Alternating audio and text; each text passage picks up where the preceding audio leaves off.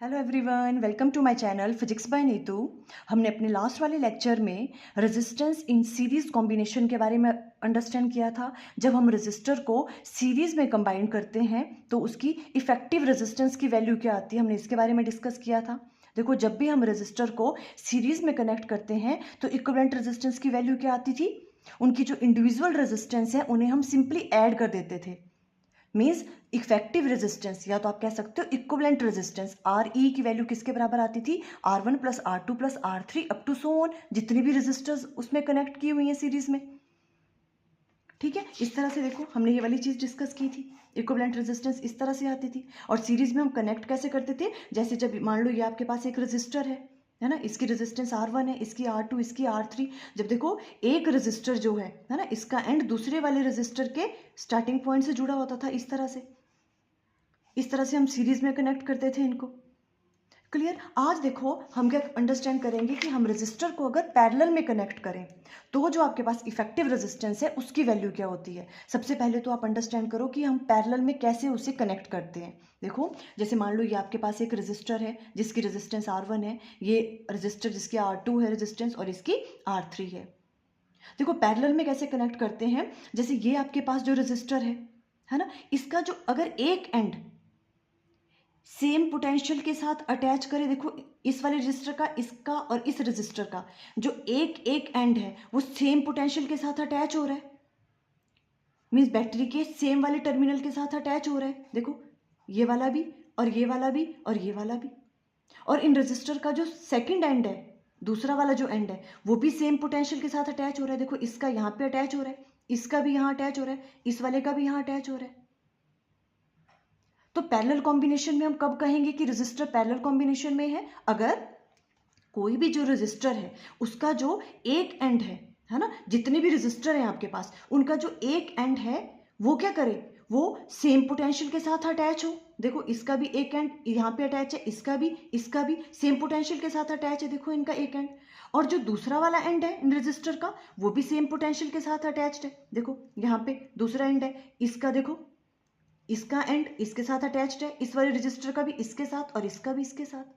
तब हम कहते हैं कि जो रजिस्टर है वो किस कॉम्बिनेशन में है, पैरेलल कॉम्बिनेशन में है। क्लियर। देखो किस तरह से बनाएंगे, अगर हम यहाँ पर भी ड्रॉ करें, क्या कहा हमने, हम कह रहे हैं देखो जैसे मान लो इस तरह से आपके पास, ठीक है, ये आपके पास एक रजिस्टर है और ये आपके पास आ गया सेकंड रजिस्टर, और ये मान लो आपके पास है थर्ड रजिस्टर। ठीक है, और हम यहाँ पर क्या करते थे, देखो हम अगर पूरी सर्किट डायग्राम ड्रॉ करें हम, तो हम यहाँ पर क्या करते हैं, देखो इस तरह से यहाँ हम एमीटर लगा लेते थे, है ना, जो करंट मेजर करता है। और यहाँ से इधर आके फिर हम यहाँ पे बैटरी बना देते हैं, पॉजिटिव टर्मिनल नेगेटिव, फिर यहाँ पे अटैच करते हैं positive negative, positive and negative. ये बैटरी बन गई आपके पास, है ना, ये पॉजिटिव टर्मिनल और यहाँ पे नेगेटिव। अब देखो यहाँ पे हम की अटैच्ड करते हैं इस तरह से, ये आपके पास की होती थी प्लग की। क्लियर। ओके, अब देखो यहाँ से इस तरह से अटैच करके यहाँ पे ये सर्किट डायग्राम बन गया।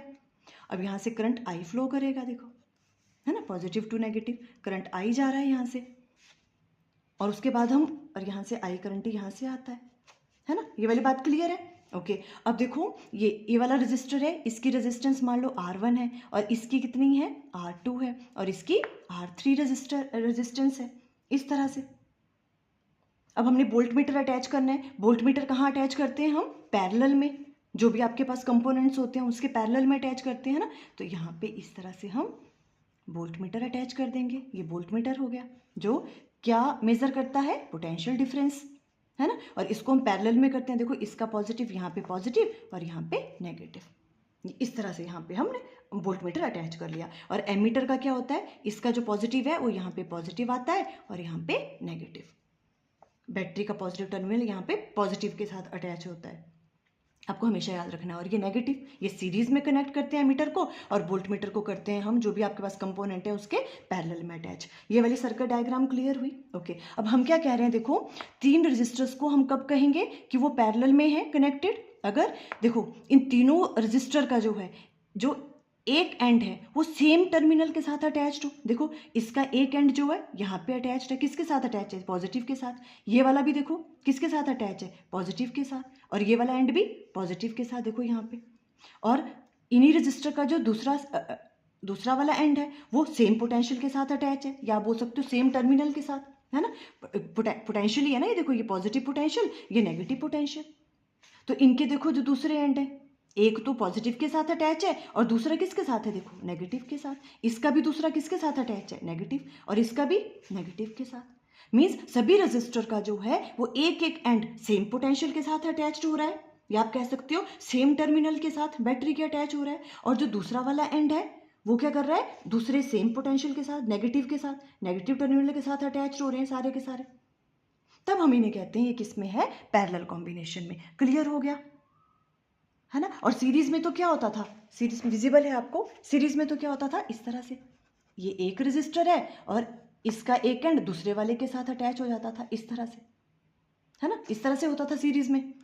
ये ए और बी मान लो, इस तरह से होता था सीरीज में। क्लियर। पर पैरेलल में इस तरह से होता है। अब देखो और चीज क्या बात याद रखने वाली है इसमें, जो पैरेलल कॉम्बिनेशन में है, पैरेलल कॉम्बिनेशन में करंट की वैल्यू हर रेजिस्टर में अलग अलग होगी। देखो कैसे, यहाँ से करंट आई गया, है ना, यहाँ से करंट कितना है? आई गया यहाँ से, है ना, आई करंट आ रहा है जो मेन करंट है। अब देखो वो करंट डिस्ट्रीब्यूट हो जाएगा यहाँ से। देखो कुछ करंट यहाँ चला जाएगा, कुछ यहाँ जाएगा, कुछ यहाँ चला जाएगा, है ना। मान लो यहाँ पे करंट कितना गया? I1, और यहाँ से चला गया I2, और यहाँ से I3 करंट जाएगा, है ना। मेन करंट तो आई था, पर यहाँ पर क्या हो गया? वो डिस्ट्रीब्यूट हो गया। देखो जंक्शन है यहाँ पे, है ना। यहाँ से करंट I1, यहाँ से I2, यहाँ से I3। फिर क्या होता है? ये यहीं से फ्लो करता है, ठीक है, और यहाँ से यहाँ मीट कर जाएंगे दोबारा। ये करंट की प्रॉपर्टी होती है। देखो यहाँ से I1 करंट आएगा, देखो यहाँ से ये आ जाएगा I1 करंट, और ये आ गया आपके पास I2, और यहाँ से I3। ये सब मिल जाएंगे यहाँ पे, और अगेन यहाँ से I करंट ही फ्लो करेगा, बिकॉज मेन तो आपका आई करंट ही था, है ना। यहाँ से वो डिस्ट्रीब्यूट हुआ, I1 यहाँ गया, I2 यहाँ गया, I3 यहाँ, और यहाँ पे दोबारा मीट कर जाएंगे। यहाँ पे यहाँ से I1 आएगा, यहाँ से I2, यहाँ से I3, और यहाँ से कितना फ्लो करेगा एंड में? जितना इस बैटरी से निकला था, जितना करंट बैटरी से निकलता है उतना ही उसमें रिटर्न वापस आता है। तो देखो आई यहाँ पे वापस आएगा। क्लियर। तो आपने याद रखना है, जब पैरेलल कॉम्बिनेशन होता है रजिस्टर का, तो उसमें हर रजिस्टर में से जो करंट की वैल्यू है वो क्या हो रही है? डिफरेंट डिफरेंट होती है। करंट की वैल्यू क्या है? देखो तीनों में अलग अलग है। और सीरीज में करंट क्या रहता था? सेम रहता था, है ना। और पोटेंशियल डिफरेंस अलग अलग होता था। बट इस केस में करंट जो है वो डिफरेंट डिफरेंट है तीनों रजिस्टर में, पर पोटेंशियल डिफरेंस की वैल्यू सेम है। देखो इस वाले रजिस्टर में पोटेंशियल डिफरेंस की वैल्यू देखो कितनी है? देखो ये इसके साथ पॉजिटिव से जुड़ा हुआ है, ये इसके नेगेटिव, और ये भी देखो ये पॉजिटिव ये नेगेटिव। तो पोटेंशियल डिफरेंस की वैल्यू क्या है? इसमें भी पोटेंशियल डिफरेंस सेम है, इसमें भी और इसमें भी। तीनों में पोटेंशियल डिफरेंस की वैल्यू क्या है? सेम आ रही है। जितना यहाँ पे है पोटेंशियल सेम है उनकी वैल्यू, है ना। तो पैरेलल में पोटेंशियल डिफरेंस की वैल्यू क्या रहती है? पैरेलल केस में पोटेंशियल डिफरेंस जो है वो क्या रहता है? सेम रहता है। और जो करंट की वैल्यू है वो क्या होती है? डिफरेंट होती है। ये कौन सा केस कहा हमने? जब हमने पैरेलल कॉम्बिनेशन की बात कर रहे हैं, ठीक है। तो ये बात आपको याद रखनी है, ठीक है। पैरेलल कॉम्बिनेशन में पोटेंशियल डिफरेंस की वैल्यू ईच रेजिस्टर के केस में क्या होती है? सेम होती है पोटेंशियल डिफरेंस की वैल्यू, और करंट की वैल्यू क्या रहती है? अलग अलग रहती है। क्लियर। और देखो अब ये जो इसकी इफेक्टिव रेजिस्टेंस की वैल्यू है वो हम फॉर्मूला किस तरह से राइट डाउन करते हैं? सीरीज में तो क्या होता था? हम सिंपली ऐड कर देते थे R1 + R2 + R3, but parallel के केस में क्या रहता है? हम उसे जो है, मैं यहाँ राइट डाउन करती हूँ, क्या है? इफेक्टिव रेजिस्टेंस, या तो हम इसे इक्विवेलेंट रेजिस्टेंस भी कहते हैं, है ना। और डिनोट किससे करते हैं? RE से, और RP भी कर सकते हैं हम, RP, क्योंकि हम पैरेलल कॉम्बिनेशन की बात कर रहे हैं। कहीं कहीं RP भी रिप्रेजेंट किया होगा इसको RP से, ठीक है। तो देखो इसकी इफेक्टिव रेजिस्टेंस होती है 1/RE। थोड़ा सा अलग है ये formula. 1/RE equal to 1/R1 + 1/R2 + 1/R3। ये आती है इसकी इक्विवेलेंट रेजिस्टेंस जब हम रेजिस्टर को पैरेलल में कनेक्ट करते हैं। तो जो उनकी ओवरऑल जो इफेक्टिव रेजिस्टेंस है, अगर हमें वो कैलकुलेट करनी हो तो हम ये फॉर्मूला लगाते हैं। ठीक है, अब देखो ये फॉर्मूले से ही पता चल रहा है, जो भी आपके पास इफेक्टिव रेजिस्टेंस की वैल्यू है वो क्या आएगी, ओवरऑल कम आएगी, बिकॉज उनके रेसिप्रोकल्स ऐड कर रहे हैं हम। क्लियर है ना। तो जो आर ई की वैल्यू है वो क्या होगी, इंडिविजुअल रेजिस्टेंस की वैल्यू से क्या होगी, कम होगी।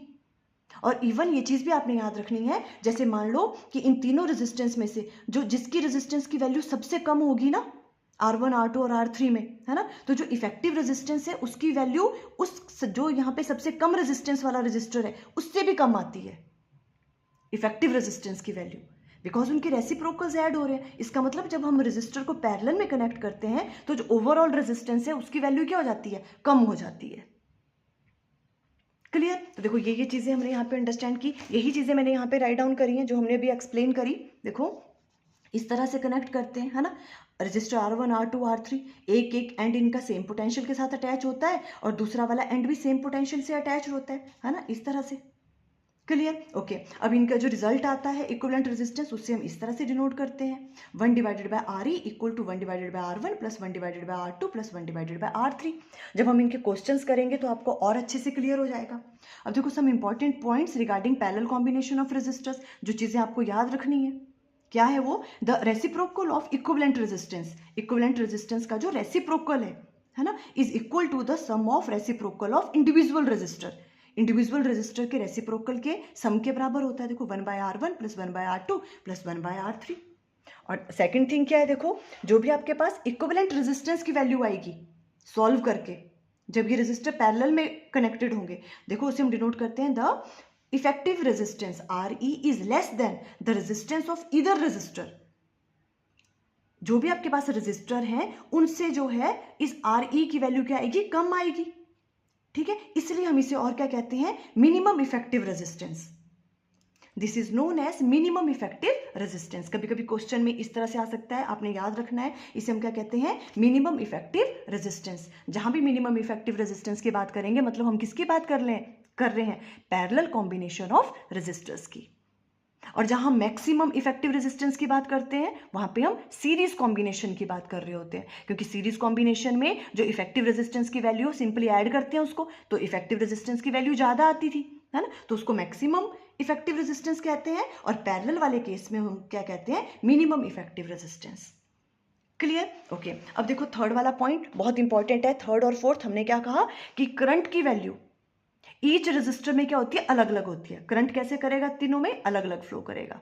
और पोटेंशियल डिफरेंस की वैल्यू पीडी क्या है, potential difference across each resistor is same, और पैरेलल में पोटेंशियल डिफरेंस की वैल्यू क्या होती है, सेम होती है ईच रेजिस्टर के केस में।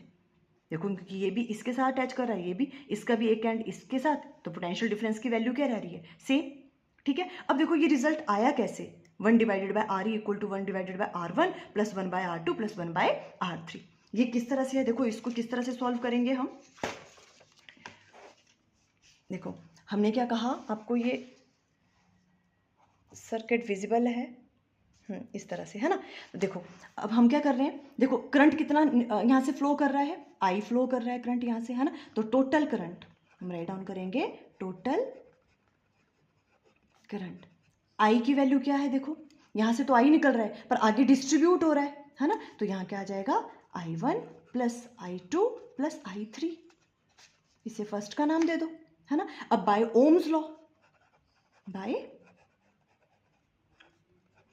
ओम्स लॉ I किसके बराबर होगा, V डिवाइडेड बाय R, है ना, तो यहां हम राइट डाउन कर सकते हैं V divided bye R। R कौन सा आएगा, R इक्विवेलेंट, बिकॉज हम इस वाले करंट की बात कर रहे हैं। ओवरऑल यहां से कितना करंट निकल रहा है, I, जो मेन करंट है, टोटल करंट वो I है ना, तो V हो गया यहाँ पे potential difference total divided by जितना वहां से इफेक्टिव रेजिस्टेंस होगी इन तीनों की, क्योंकि हम टोटल की बात कर रहे हैं, तो RE आएगा, है ना, तो इक्वल टू I1 क्या आ जाएगा, V divided by R1 plus हम V क्यों राइट डाउन कर रहे हैं सब में, बिकॉज पोटेंशियल की वैल्यू तीनों के केस में कैसी है, सेम है, इसमें भी V1 होगा, पोटेंशियल कितना होगा, देखो आप राइट डाउन भी कर सकते हो यहाँ पे V1, यहाँ पे पोटेंशियल भी V, यहाँ भी V और यहाँ भी V, तीनों में करंट अलग अलग है। ठीक है, तो यहाँ पे V divided by R1 plus V divided by R2 plus V divided by R3। Clear हुआ हमने क्यों V राइट डाउन किया, क्योंकि पोटेंशियल तीनों में सेम है। अब देखो वी वी वी ये सब तो कैंसिल आउट हो गया, तो क्या रह गया 1 divided by R E equal to 1 divided by R one, visible है 1 divided by R two plus 1 divided by R three. देखो ये आ गया आपके पास रिजल्ट। सिंपल, हमने क्या किया, टोटल करंट देखा, आई निकल रहा है, आई किसके बराबर है, I1 plus I2 plus I3, Ohm's law लगाया यहाँ पे, है ना, V की वैल्यू सेम है इधर, तो V कैंसिल आउट हो गए और ये वाला आपके पास रिजल्ट आ गया। क्लियर? ओके, तो देखो ये भी देखो, यहाँ हमने, आप जब इसका स्क्रीनशॉट लेना होगा तो इसका लेना, ठीक है। देखो इस तरह से हमने कर लिया, ये टोटल करंट ओम्स लॉ से इस तरह से राइट डाउन किया, है ना। और यहाँ पे V डिवाइडेड बाय आर ई यहाँ समझ आया ना, बिकॉज हम टोटल करंट की बात कर रहे थे, तो हमने यहाँ पे इफेक्टिव रेजिस्टेंस की बात करनी है आर ई, और यहाँ इंडिविजुअली की बात कर रहे हैं, तो V divided by R one, V तीनों में सेम है पोटेंशियल, V कैंसिल आउट हो गया और ये रिजल्ट आ गया। क्लियर? तो ये है जब हम रेजिस्टर को पैरेलल में कनेक्ट करते हैं, तो जो उसकी ओवरऑल रेजिस्टेंस आती है, इक्विवेलेंट रेजिस्टेंस या आप कह सकते हो इफेक्टिव रेजिस्टेंस, उसकी वैल्यू क्या होती है, इंडिविजुअल रेजिस्टर की जो रेजिस्टेंस होती है उससे कम आती है, बिकॉज उनके रेसिप्रोकल्स को हम ऐड कर रहे हैं यहाँ पे। क्लियर है? तो ओवरऑल रेजिस्टेंस क्या हो जाती है, कम हो जाती है। तो देखो हमने क्या कहा, पैरेलल कॉम्बिनेशन में पोटेंशियल की वैल्यू हर रेजिस्टर के केस में क्या होती है, सेम होती है, और करंट की वैल्यू डिफरेंट होती है। देखो इसी के बेस पे एक बार CBSE में क्वेश्चन आया हुआ है ना, ये आपके NCERT के एग्जाम्पलर में भी है ये क्वेश्चन। देखो इस तरह से पूछा हुआ है ये वाला क्वेश्चन, देखो how will you conclude that the same potential difference voltage exists across 3 resistors connected in a parallel arrangement to a battery। 2014 में आया हुआ, देखो CBSE में ये क्वेश्चन। ये क्या कह रहे हैं कि हाउ यू विल कंक्लूड कि जो इन तीनों रजिस्टर में पोटेंशियल डिफरेंस की वैल्यू सेम है। हम कह रहे हैं ना, पैरेलल में जब रजिस्टर कनेक्ट होते हैं तो पोटेंशियल डिफरेंस की वैल्यू सेम होती है, तो आप ये कैसे कंक्लूड करोगे, आपको ये चीज़ बतानी है एक्सपेरिमेंटली। तो आप किस तरह से राइट डाउन करोगे, देखो इस तरह से ही आप सर्किट डायग्राम बनाओगे, ठीक है। फिर क्या करोगे आप कि अब हम क्या कर रहे हैं, देखो ये की है यहाँ पे, है ना, तो हम क्या करेंगे, की को पहले ओपन करेंगे, फिर क्या करेंगे, जो भी आपके पास वोल्ट मीटर है, ठीक है, इसकी पोजीशन को चेंज कर देंगे। ये वोल्ट मीटर यहाँ से हटाकर, अभी तक तो ये ओवरऑल मेजर कर रहा है ना, इस वाले वोल्ट मीटर को हटा के हम कहाँ पे लगा देंगे, R1 रेजिस्टेंस के पैरेलल में कनेक्ट कर देंगे इस तरह से, यहाँ लगा देंगे वोल्ट मीटर, ठीक है। फिर हम वोल्ट मीटर की रीडिंग देखेंगे कितनी है, फिर दूसरी वाले केस में क्या करेंगे, इसकी पोजीशन को दोबारा से चेंज करेंगे और यहाँ पे करेंगे कनेक्ट इसको V को, फिर देखेंगे वोल्ट मीटर की रीडिंग क्या है, और उसके बाद फिर यहाँ पे कनेक्ट करेंगे। हर बार हम जब वोल्ट मीटर की रीडिंग चेक करेंगे तो हम क्या देखेंगे कि जो वोल्ट मीटर है वो सेम रीडिंग शो कर रहा है, मीन्स पोटेंशियल की वैल्यू तीनों के केस में कैसी रह रही है, सेम रह रही है। क्लियर है ना? देखो किस तरह से करेंगे आप, एक तो ये वाली सर्किट डायग्राम बना लेना, ठीक है पहले तो, फिर आप क्या कहोगे, ये वाली सर्किट डायग्राम, है ना, बाद में क्या करोगे, नेक्स्ट वाली सर्किट डायग्राम में आप क्या करोगे, ये वोल्ट मीटर यहाँ से रिमूव कर देना है, ठीक है, यहाँ नहीं लगाना है। आप कहाँ इसको यूज़ करोगे, यहाँ पे यूज़ कर लो इस तरह से, यहाँ पे ये लगा दिया V हमने, ठीक है, इस तरह इस रजिस्टर के पैरेलल में ये पॉजिटिव होगा और ये नेगेटिव, है ना। और सेकंड वाली एक और डायग्राम बना लेना, उसमें फिर यहाँ पे यूज़ नहीं करना है, उसमें फिर यहाँ पे लगा लेना, ये यहाँ पे और यहाँ पे वोल्ट मीटर लगा लेना, पॉजिटिव और नेगेटिव। आप समझ रहे हो क्या कह रही हूँ मैं, है ना। एक बार में यहाँ कनेक्ट करना, दूसरी बार में फिर यहाँ से रिमूव करके यहाँ पे यूज़ करना। वैसे आप राइट डाउन कर लेना कि जब भी हम हर बार हमने वोल्ट मीटर की रीडिंग चेक करी तो पोटेंशियल की वैल्यू क्या आ रही थी, सेम। तो इससे कंक्लूड होता है कि जो भी आपके पास रजिस्टर है वहाँ पे पोटेंशियल की वैल्यू कैसी आ रही है, सेम आ रही है जब वो पैरेलल में कनेक्टेड होते हैं। इस तरह से आंसर कर सकते हो आप, ठीक है। ये आपके एग्जाम्पलर का क्वेश्चन है NCERT के। तो देखो आज हमने रजिस्टर इन पैरेलल कॉम्बिनेशन के बारे में अंडरस्टैंड किया, ये रिजल्ट आपको याद रखने हैं, ठीक है। अब देखो नेक्स्ट वाले 2-3 वीडियोस में हम जो भी इससे रिलेटेड लास्ट ईयर और प्रीवियस ईयर्स में जितने भी क्वेश्चंस आए हैं, हम मैक्सिमम क्वेश्चंस को सॉल्व करने की कोशिश करेंगे। बहुत इंपॉर्टेंट होने वाले हैं वो 2-3 वीडियोस, यहाँ से पक्का क्वेश्चन एग्जाम में आता है। तो आई थिंक आपको ये क्लियर हो गया। Okay, thank you.